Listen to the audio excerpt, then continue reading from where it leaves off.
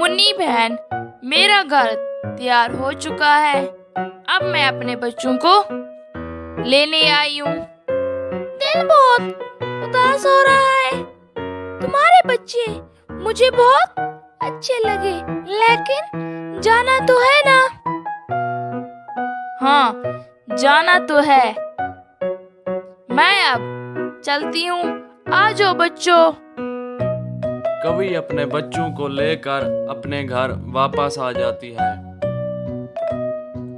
अब मेरा कारोबार थोड़ा सा खराब जाता जा रहा है। कुछ ग्राहक भी नहीं आता।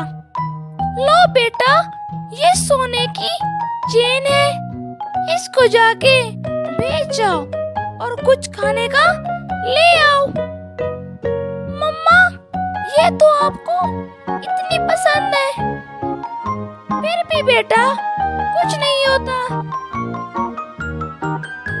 आहिस्ता आहिस्ता मुन्नी चिड़िया के हालात खराब हो गए और उसका घर बार भी बिक जाता है।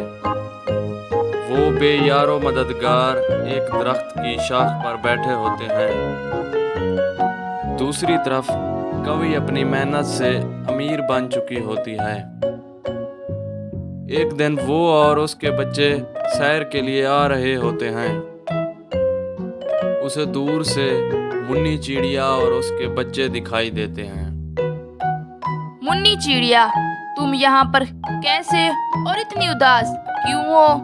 इतने दिनों बाद मैंने तुम्हें यहाँ पर देखा है और मुझे बहुत खुशी हो रही है। क्या बताऊँ कवि बहन, हालात कुछ ऐसे हो गए हैं। मेरा घर भी बिक गया। अब मैं अपने बच्चों के साथ इस दरख्त की शाख पर रहती हूँ।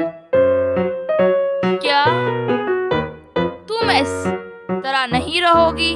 चलो मेरे साथ, मेरे घर चलो। कवि मुन्नी चिड़िया को अपने घर ले जाती है और उसको खाना खिलाती है और दोनों बैठकर मसले पर बात करते हैं।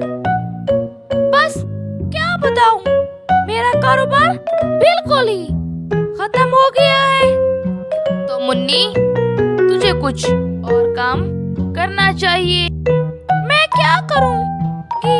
पहले तो मैं सिर्फ चीजें ले आती और उन्हें बेच देती। ऐसा ऐसा उन चीजों का दौर खत्म हो गया है। मैं क्या काम करूं? मुझे तो कोई काम भी नहीं आता। मैं तुम्हें सिखा दूंगी। मैं खाना पकाती हूँ और बेच देती हूँ। मैंने कुछ अपनी जमीनें भी ली हैं। उस पर मेरे बच्चे काश्तकारी करते हैं। इस तरह हम सब मिलकर कमाते हैं। हमारी अच्छी तरह कारोबार चल रहा है और हमारा गुजर बसर भी हो रहा है। मैं तुम्हें ये सब खाना पकाना और कारोबार करना सिखा दूं और तुम्हारे बच्चों को मेरे बच्चे काश्तकारी भी सिखा देंगे। कवि मुन्नी चिड़िया को खाना पकाना सिखा देती है और उसके बच्चे मुन्नी चिड़िया के बच्चों को काश्तकारी करना भी सिखा देते हैं। मुन्नी कुछ दिन कवि के पास रहती है और उसके कारोबार में हाथ बटाती है। आहिस्ता आहिस्ता मुन्नी चिड़िया का एक अलग कारोबार चल जाता है।